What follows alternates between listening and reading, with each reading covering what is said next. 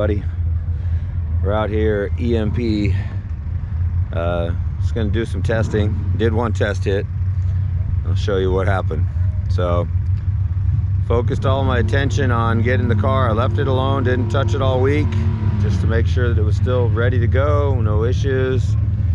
And focused on polishing up the one side, which came out pretty good. So here's where we're at now. Car looks pretty nice, but had an issue where this is the paint came out pretty good.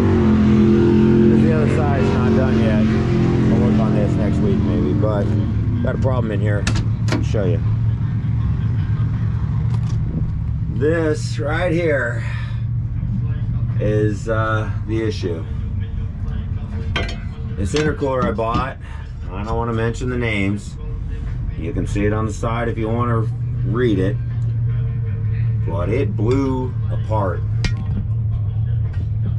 Totally blew out the side of it. I don't know, I have to look at the welds, but looking at it, it looks like the penetration of the welds were not very deep. And so it made about 44 pounds.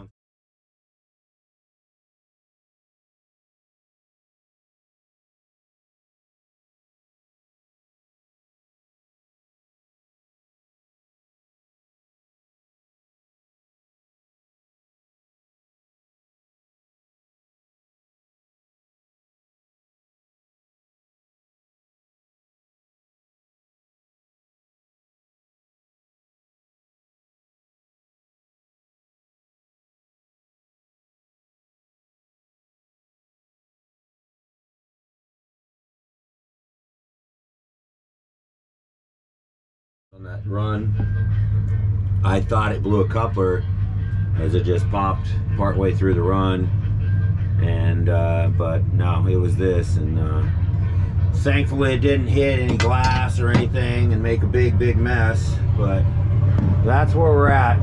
That's what's happened. I'm feeling like I can't catch a break with this car so far. It's been quite an experience, but hey, it's looking better. Engine and everything is still good. Ran good. Went a 130, 134, 135, 60 foot off to look at the time slip, but not anything even better. And it obviously, it was building boost, but not any more than it did the last time. So that's what's going on. We'll see, take it apart, figure out. I built this whole thing around that intercooler because I wanted to make sure that I had nice cold air going in here in the summertime, and now I have to figure out what I'm going to do. And I honestly have no idea, because I'm obviously not gonna, I don't want to have that problem again. So I don't want to use this. I'm sure that it's the welds, I could probably like grind them and redo them and get more penetration and maybe repair it, but that may be what happens. I'll be doing a video on it, but right now it's one and done, and not even very good. I ran a 380 to the 330, so it's you know, similar to what it ran before. I think it popped right around the 330. So that's it for today, guys. All right, YouTube, I'll finish this video up. Maybe I'll start it with this, I don't know. I'm gonna just sit here real quick and kind of go over what happened this evening and my thoughts on it. And after a couple of little posts and people chiming in, and I think a couple of them are definitely correct about what happened. So basically, as you'll see in this, blew that intercooler wide open, and I honestly didn't even think about it before I built it, before I put this whole system together, about true pounds per square inch, and found that I should have done a little bit more research on it. I just really liked the way that it, you know, it looked in in the car and with the pipes running through there, and I know it, it works very effectively. As big as that thing is, it's basically like it's a 12 by 12 box of aluminum that it's having to flow air through. Even without water flowing through it, it was cooling it down to about ambient, so it really was really works. However, with the design of it having flat and sharp corners that are welded, I watched another video of someone else that had an issue with it, that they were having this similar issue but much lower boost than I was, and they were blowing the welds on the intake, and it showed they did it through a test. Basically, somebody could run it through they sent the CAD files and had a test done.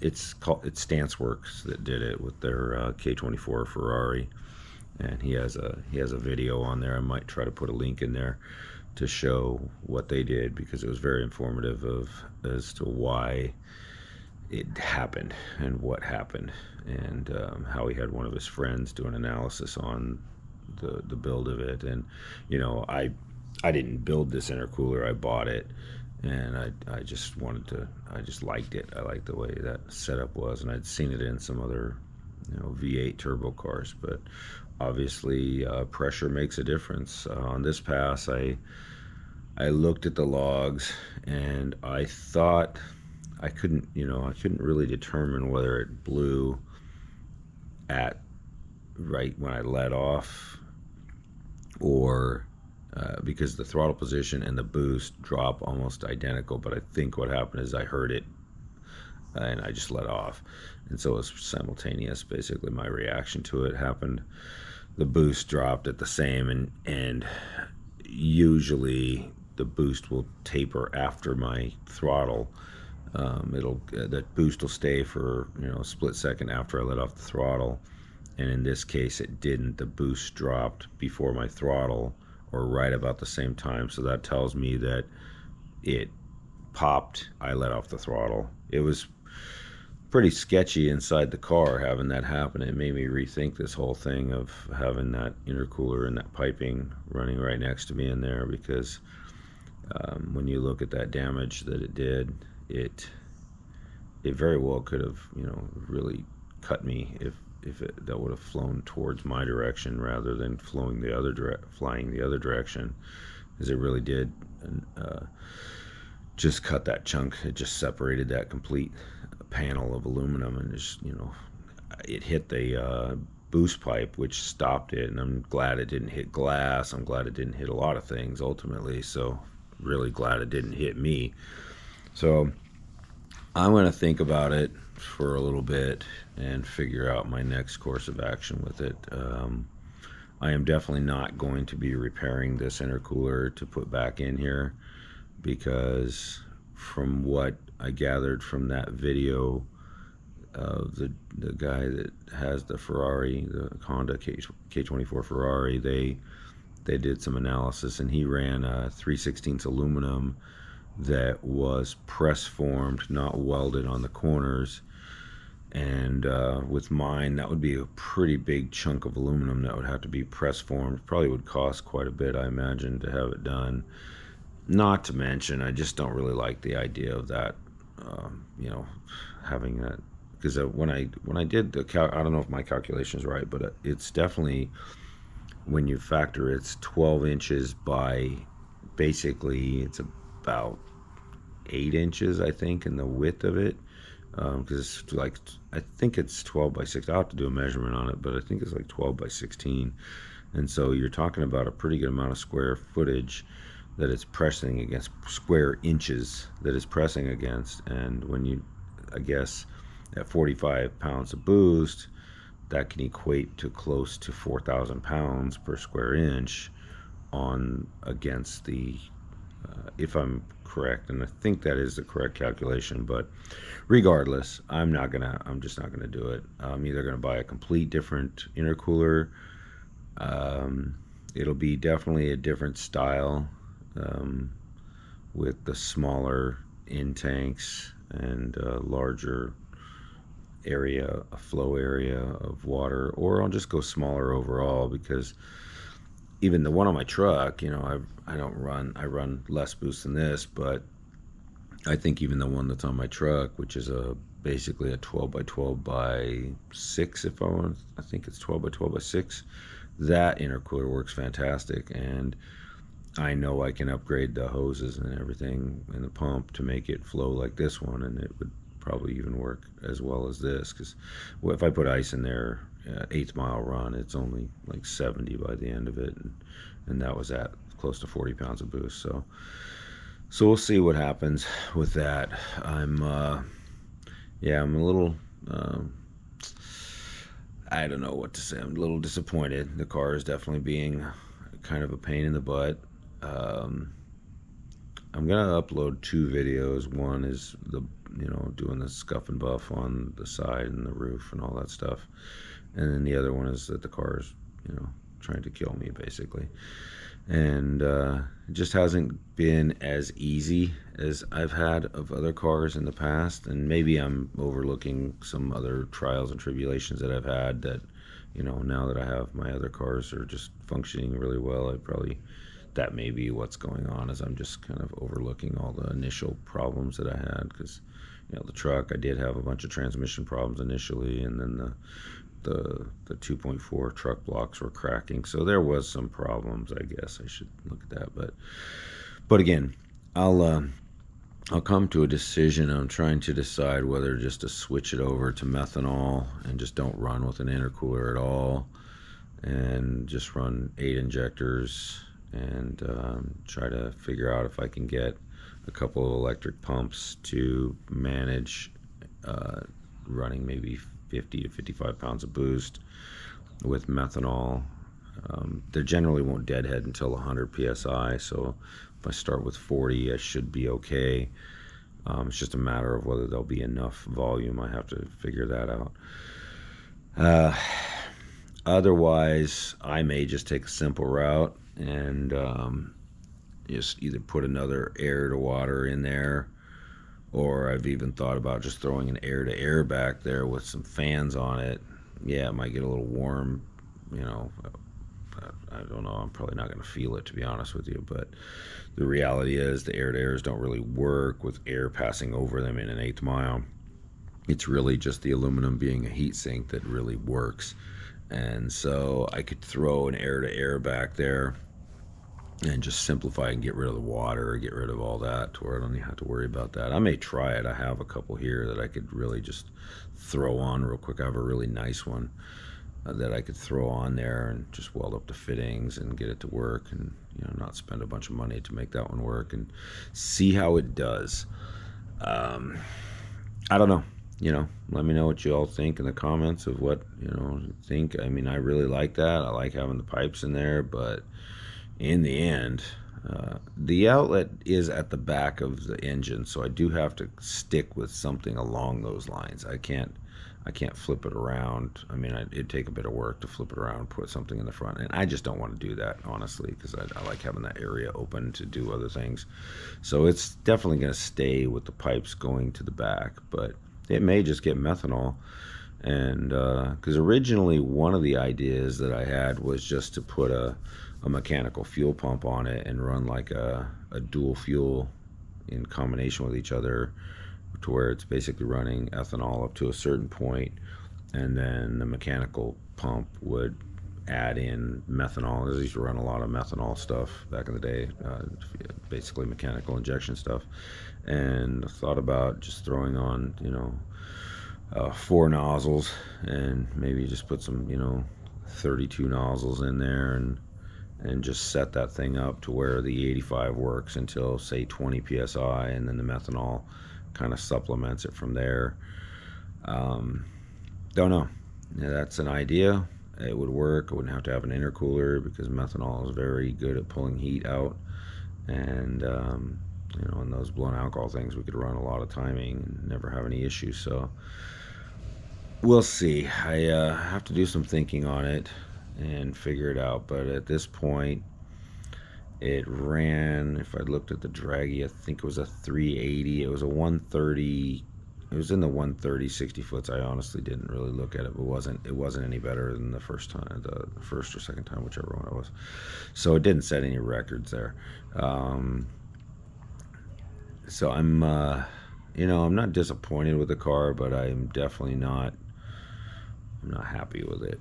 And I know it's a new car, and I've only ran it 4 times, or maybe 5 max. 4 probably is more accurate of real, you know, 330 runs. But it's just one of those cars that it doesn't feel very good. It feels very raw, and I've said it before, I don't really care for the way the car feels. I don't like the way it feels. So I don't know, my Datsun felt way more refined, surprisingly, than this thing does. So I'll keep at it. We'll see where I go with it. I don't know. I'm talking I'm talking while I'm thinking here, and I'm sure that this video is probably not going to be the best video, but at least, you know, if anybody happens to see something that they don't see the other guy, and pay attention to the pounds per square inch on your intercooler, you know, that's why I think they run those cast ends that they run even on the cheap ones, and how they can get away with it is they're just a cast, you know, cast aluminum ends welded on, and so there's really not any real high stress points other than the welds, because the round doesn't give you a high stress point all the way around. It doesn't give a high stress point. And I should have learned this when I had that one intake manifold on there that was kind of a box intake manifold. That thing would crack like continuously, and I really didn't think about it. I just thought that it was just because that manifold itself was garbage. But I think in hindsight now, looking at it, it was probably due to the stress points of the pressure, and it just couldn't maintain it. You know, you're talking about quite a bit of pressure. Now, that was a much smaller area. This is being a big flat area, puts a lot of stress on those welds, and even on just the aluminum itself. So, and this aluminum is I'll have to measure it for sure, but I'm pretty sure it's at minimum 90 thousandths. I believe it's 125. That's what it looks like to me. But you know, I think maybe if it was 3/16, it wouldn't have this happen. But man, I tell you, I just don't know. I think it would cost quite a bit of money to get that thing fixed with 3/16, and then I just don't even know if it's worth it. So try something else. I'll do something different. And it's sad because I really liked the way that whole setup looked. I liked, you know, I was pretty happy with it just looking at it. But in the end, you run high boost, you run into other problems. If I was running a V8 with a turbo, probably would have never had one issue with it. But you do different stuff, you run into different problems, and that's it. But the engine is still running fantastic. The transmission's working good. The car is hooking up pretty good, and I think it still has a lot of potential. But you know, it's just fighting me to get there. But hopefully soon we'll be back out there. I'll make a decision on which direction I'm going to go with it, and then I'll let you all know once I do that. But at this point, I'm glad to be here and didn't get hurt. Nothing happened. I didn't get into a wreck or anything like that. And so that's, you know, there's a lot of things to be said for that. So I'm gonna kind of reevaluate it, and then we'll go from there. But I'll see you guys in the next one. Let's get a little closer look here at everything. Basically, you can definitely see kind of bubblegum welding there. Now this does look real thin, this metal. After doing some looking last night, this piece is thicker even than this piece. This piece is a little thinner. Not sure what the deal is there, but yeah, this one is a little thicker, this one's thinner, and obviously it has to hold a pretty good amount of pressure. From after looking at it, it puts a lot of pressure against these welds. And this piece, we'll take it over and get a measurement on it and see what it measures out to. But dog's doing. Get a measurement on this piece here that blew apart. Don't know. I don't see any real signs of like the fatigue, but you can kind of see the sloppy. Like the welding is real sloppy and hardly any penetration right here, and along here there's zero. So to me, I think, yeah, it probably would have blown eventually regardless, but when I'm looking at it, like, you barely see any penetration along there, none there whatsoever. It's just welding on the face of it and other areas as well. So my suspicion is it probably started coming across there and just everything. But even that, you can look at this. So the company that made this, I don't think they're around anymore, but I'll try to get a measurement. This has a little bead on it. It might be a 90,000, so I'll measure it and see. It's going to be a little thicker where this weld is, so I'll have to try to count for that. But put you guys right here and see if I can get an area that, like, this barely has any weld. Right there is about the right spot to measure. So yeah, it's like I thought. It's 125 thousandths. So that's what I guessed by eyeballing it. So that area right there has zero weld to conflate it. It's pretty much, it's 125 thousandths material. But the design is not going to work. So that's one thing you just have to realize from this point forward. You start playing with different things, you're gonna learn something, and I learned it. Fortunately, I learned it, and it didn't take me out. Didn't take my car out, didn't take anybody else out. So, but yeah, this is not designed for a high boost application. Probably would be fine for some kind of a supercharged big block Chevy or something, I think. But anyway, that's, I'll take another quick peek in here, and I'm gonna show, dented the pipe right here. I don't know if you can see that. It came apart here. So yeah, it's, I don't know, I'm not sure what to say about it. Obviously these cores are probably pretty darn expensive. Let me get a measurement of this thing while I have you guys here. That way we know what we're dealing with in absolute terms of size. But hey, she's shiny. At least there's that. She may not go fast, but she looks good. Let's take a look and see what we got for sizing here. Let's see. For core size, it looks like we got, looks like they're right at 12 inches. And then this one is also, this one's a little taller than 12 inches. I'm not sure how that works out. But yeah, this core is more like 13. Yeah, it's 13 high and 12 wide. Yeah, pretty much it's 12 wide. Right around 12 wide and 13 high. So I don't know if they do multiples or what. I was also looking at this, the way they have this water designed to go through here, and this is the inlet and this is the outlet, the way I did it anyway. And I'm kind of wondering whether this was going to work very well anyway, because unless there's a partition here that stops the water from just going up and out, maybe that's no wonder why this water flowed so freely through there, is it's really wasn't going through the core. Now this thing definitely would cool it down, but I did notice when I put ice that it didn't really do like a huge, like it didn't do like my truck, start out like 40 degrees or 37 degrees. At least, I don't know, I barely ran it, so, and most of the time I wasn't throwing ice in it because I'm only doing 60 foot, so there's no real reason for that. So I'll have to look at that, but regardless, unless I really want to spend a bunch of money on this thing, I think, oh, let's look at how thick it is too.